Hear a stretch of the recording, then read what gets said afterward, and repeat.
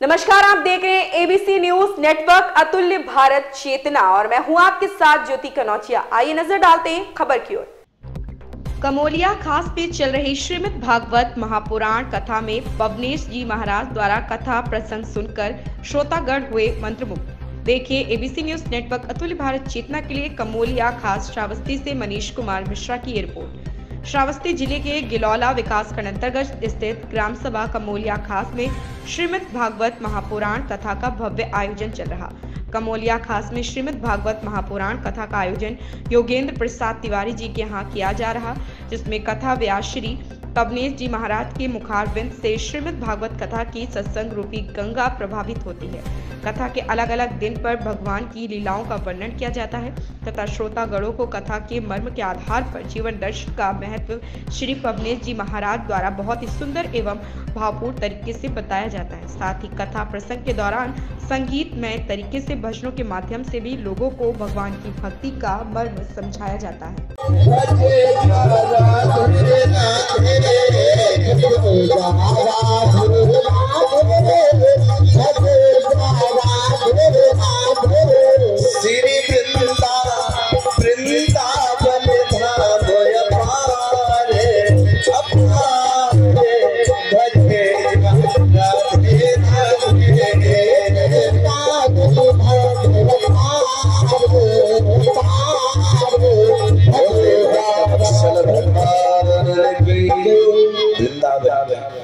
वो दिव्य छटा है, आए चलते हैं दिव्य रस को हम पान करते हैं। आज भगवान अपने सभी ग्वाल बाल मित्रों को इकट्ठा किया और बोल दिया, भैया ये बताओ कि हम एक विद्यालय खोलने वाले हैं। विद्यालय खोलने वाले श्री दामा ने कहा, कन्हैया तू कौन सी बीएड पास किया है जो विद्यालय खोलने वाला है? तू कहां से बीएड पास किया है जो तू विद्यालय खोलेगा? तो भगवान ने कहा, पहले मेरे विद्यालय का ये बैनर पढ़ो जो नाम होगा। टाइटल कहा मेरे विद्यालय का नाम होगा श्री कृष्ण चोर प्रचार विद्यापीठ मंदिर सियावर रामचंद्र। एक ने तो कहा, भैया पहली बार मैंने सुनो है। श्री दामा ने कहा, लल्ला देव जी कहते हैं परीक्षित से राजा विचलित मत होगा, चित चोर है ना। सोच रहे हैं कि चलो ब्रिज बामाओं को जो मेरी प्राण वल्लभा है, अरे उनका भी दर्शन दे दे, उनके यहाँ भी आनंद कर ले। अब भगवान कहते हैं चोरी करेंगे, किसी के धन का तो चोरी करेंगे नहीं, अरे माखन मिश्री खाएंगे। अच्छा तो ठीक है। मधुमंगल ने कहा, कन्हैया तूने कभी चोरी किया है? कहा, भैया हम ही नहीं चोरी की है। एक काम करते हैं, पहले घर में चोरी करके सीख लेते हैं, तब जब पक्को हो गए तो चोरी करेंगे। कन्हैया ने कहा, हम अपने घर चोरी करेंगे, सब अपने घर। अब तो सब अपने अपने घर माखन मिश्री चरायो, ग्वाल बाल तो चोरी करके निकल आयो। अंत में कन्हैया चोरी कर रहे थे और कन्हैया ही पकड़ गए सियावर रामचंद्र की। खूब घर में मार पड़ी, ग्वाल बाल चोरी करते हुए और मिली बोल पड़े, ये बताओ कन्हैया हम सबकी तो चोरी पकड़ी नहीं गई। कन्हैया ने कहा, मैं क्या बताऊं, हम ही पकड़ गए सियावर रामचंद्र की। अब तो भगवान गोपियों के यहाँ चोरी करते हैं महाराज, और जाते हैं सारा माखन, पूरी मंडली जाती है, माखन चोरी करके खाते हैं, और जो बचता है माखन खा करके जो बचे तो मटकी तोड़ के अड़ोल दे, तब भी बचे तो बंदर को बुला करके खिलावे और कौओं के खिलावे, जो बचे तो मटकी तोड़ दे सिया रामचंद्र की।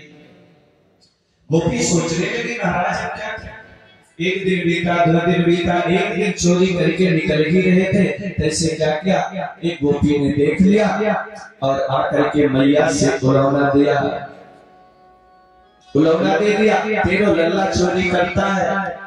उलौना दिया पर यशोदा मैया ने एक ना मानी। क्यों बहन, मेरे यहाँ दूध दही की कमी के लिए जो लल्ला चोरी करे। अच्छा, और मानो जिस दिन और जो चोरी करता है तो पकड़ लो हाथ से ना। तो क्या किया, अब सिकहर पर टांग दे।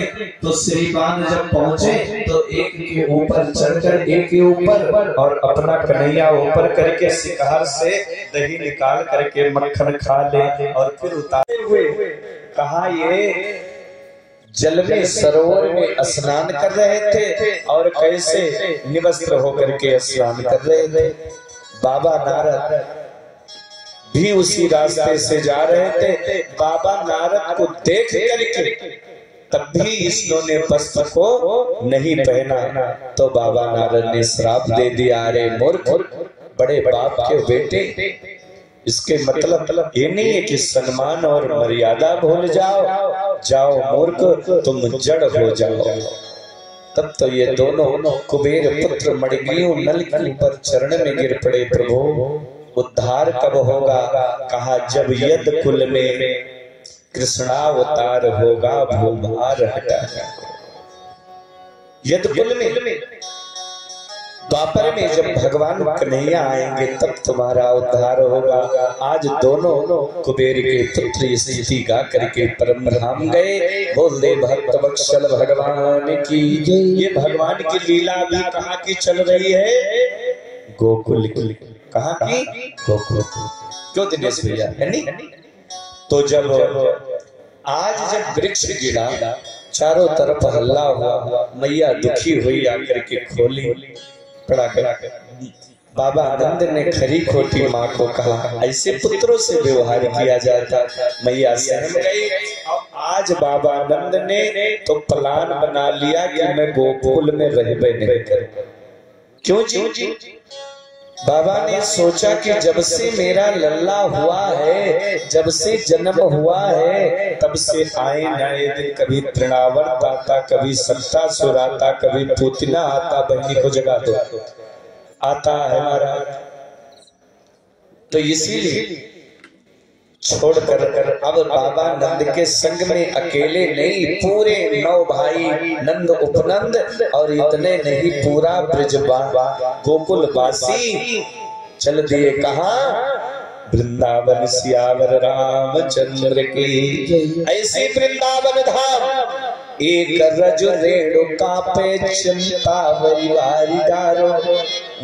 डारो कुंज सेवा गोपिनी के धार पे कालिन। दिन गोपियों ने क्या किया, सिकहर में घंटी बांधी और अपना हीरे तीरे छिप गए। अब भगवान जैसे हले और मटकी में हाथ डाला और जैसे मुख में माखन डालना चाहते तैसे घंटी जोर से बजी, हिला। भगवान ने कहा घंटी से चुप हो जा, अरे बावरी पकड़े जाएंगे, मारे जाएंगे, चुप। घंटी ने कहा प्रभु आप रोको तो मेरी हिम्मत की मैं बजूं, लेकिन क्या करूं मेरे लिए भी समस्या है। घंटी भगवान ने कहा तेरे लिए क्या समस्या है? कहा मेरे ठाकुर का भोग लगे और नहीं मैं ना बजूं तो भोग लगेगा कैसे? कहा तू भी ठीक कहती है, तब तो पक्की बात है, पकड़ बज भैया।